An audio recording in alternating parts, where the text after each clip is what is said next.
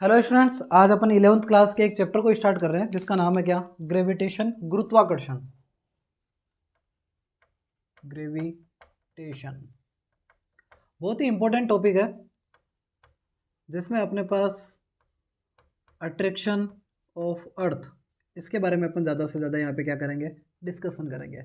चलिएगा थोड़ा सा अपन इस चैप्टर को मिनिमाइज करते हैं, अपने एक 9th क्लास के एक चैप्टर की ओर चलते हैं जहाँ पर अपन इस चैप्टर के बारे में पढ़ चुके हैं थोड़ा बहुत, कि अपने को पता है कि फंडामेंटल तरीके से अगर अपन अर्थ पे देखें तो कहीं ना कहीं कोई ना कोई फोर्स अप्लाई हो रहा है, या तो वो अट्रैक्शन फोर्स है या वो क्या है, रिपल्शन फोर्स है। अपन अगर चार्ज की बात करें, आवेश की अगर बात करें, तो अपन वहाँ क्या देखते हैं, अगर एक पॉजिटिव चार्ज है दूसरा नेगेटिव है तो दोनों के बीच क्या होता है, अट्रैक्शन होता है। सेम चार्ज है तो दोनों के बीच क्या होता है, रिपल्शन होता है। इसी तरह अगर अपन एक चीज़ देखें कि जितने भी फंडामेंटल पार्टिकल रखे हुए हैं अपने अर्थ के अंदर या अर्थ के अलावा भी जितने भी अगर ऑब्जेक्ट्स हैं, हर एक ऑब्जेक्ट अपने पास कोई ना कोई अट्रैक्शन की पावर को रखता है। तो each and every particle attract each other. प्रत्येक कण एक दूसरे कण को अपनी ओर हमेशा क्या करता है, आकर्षित करता है। यही अपना जो फोर्स है इसे अपन किस नाम से जानते हैं, ग्रेविटेशनल फोर्स के नाम से जानते हैं। इसको अपने एजम्पशन पे लेते हुए चलते हैं और अपने एक एग्जाम्पल के थ्रू चलते हैं। माना आपके पास क्या है, कोई दो ऑब्जेक्ट है, capital A and capital B. कोई दो कण है ए और बी जिनका मास कितना दिया हुआ है, m1 एंड m2। दोनों के बीच क्या लग रहा है, दोनों के बीच क्या है, m1 और m2, दोनों के बीच दोनों का द्रव्यमान दिया हुआ है। दोनों के बीच की डिस्टेंस अपन ने मान ली क्या, स्मॉल r। माना कोई दो कण ए तथा बी इस प्रकार रखे हुए हैं जिनके द्रव्यमान क्रमशः m1 तथा m2 है और दोनों के बीच की दूरी स्मॉल r है। हम जानते हैं दोनों के बीच में जो फोर्स लगेगा वो फोर्स क्या लगेगा, ग्रेविटेशनल फोर्स लगेगा। यानी इसको अपन डिफाइन करना चाहें तो कैसे कर सकते हैं, attraction force between two particles या फंडामेंटल पार्टिकल्स। कोई भी दो कण है, दोनों के बीच लगने वाला आकर्षण बल क्या कहलाता है, गुरुत्वाकर्षण बल के नाम से जाना जाता है। इसको अपन एक्सप्लेन करते हैं और यहीं से निकल के आता है क्या, universal law of gravitation. Universal law of gravitation, गुरुत्वाकर्षण का सार्वत्रिक नियम। अब एक चीज़ देखो मेरे को, ये जो लगने वाला फोर्स है वो किन किन फैक्टर पे डिपेंड करता है, किन किन चीज़ों पे निर्भर करता है। सबसे पहले जो लगने वाला फोर्स है, force of attraction is directly proportional to m1 and m2।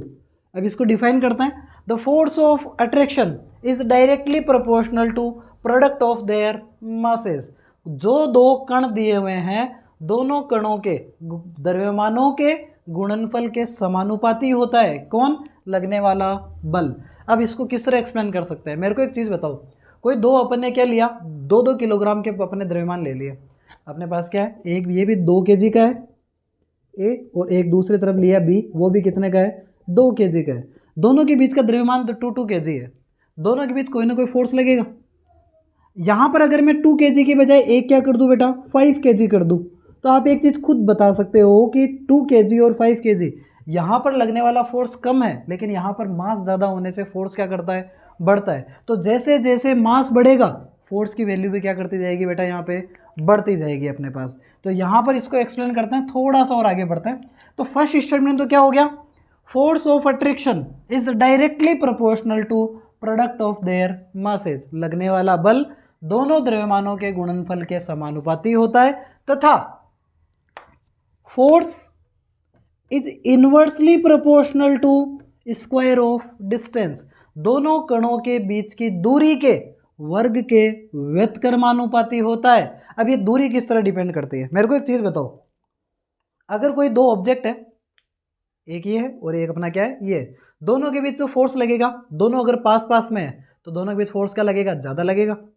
दोनों को दूर कर दें तो फोर्स क्या हो जाएगा, कम हो जाएगा। इसको इस तरह समझो आप, अगर आपका कोई एक देखा जाए कि अपने कोई फ्रेंड है, दोनों दोस्त एक दूसरे के साथ में रहते हैं, एक ही हॉस्टल में रह रहे हैं, एक ही रूम में रह रहे हैं, तो दोनों के बीच कन्वर्जेशन क्या रहेगा, ज़्यादा रहेगा। जैसे ही उनकी स्टडी कंप्लीट होगी वो एक फ्रेंड अपने यहाँ पे चला जाएगा, दूसरा अपने फील्ड में चला जाएगा।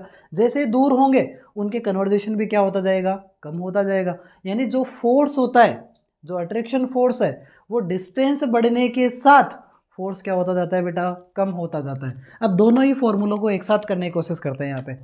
F proportional to m1 m2 upon क्या हो गया बेटा, आर स्क्वायर। जैसे ही अपन प्रोपोर्शनल का सिंबल हटाते हैं F इक्वल टू क्या निकल के आता है, capital G m1 m2 upon R square. यहाँ जो बेटा कैपिटल G है इसे क्या बोलते हैं अपन, ग्रेविटेशनल कांस्टेंट, गुरुत्वाकर्षण नियतांक। और इस ग्रेविटेशनल कांस्टेंट की वैल्यू कितनी रहती है, 6.67 multiple 10⁻⁻11 newton metre square upon second square, sorry newton metre square upon kilogram square. ये इसकी क्या आती है, यूनिट निकल के आती है ग्रेविटेशनल कांस्टेंट की वैल्यू। क्योंकि नियतांक है, फिक्स है, तो फिक्स अपने रख दिया है यहाँ पे। तो ये एक अपना क्या कहलाता है, यूनिवर्सल लॉ ऑफ ग्रेविटेशन, गुरुत्वाकर्षण का सार्वत्रिक नियम। वापस समझ लीजिएगा एक बार।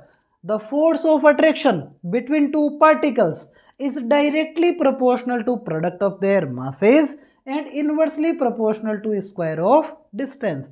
F समानुपाती m1 m2 and F proportional to 1 upon R square. बराबर रखा, निकाल लिया। कैपिटल G का मान कितना आया, कैपिटल G इक्वल टू क्या हो गया, 6.67 multiple 10⁻⁻11 newton metre square upon kilogram square. I hope आपको ये पूरा का पूरा समझ में आया होगा। इसके बाद अपन इसके फोर्स की वैल्यू को रखते हुए ग्रेविटी के अर्थ के लिए अपन बात करेंगे। तो आप जुड़े रहिए हमारे साथ। चैनल को लाइक करें, कमेंट करें, सब्सक्राइब करें और ज़्यादा से ज़्यादा शेयर करें ताकि अपने व्यूअर्स और ज़्यादा बढ़ सकें। Thank you, have a nice day students.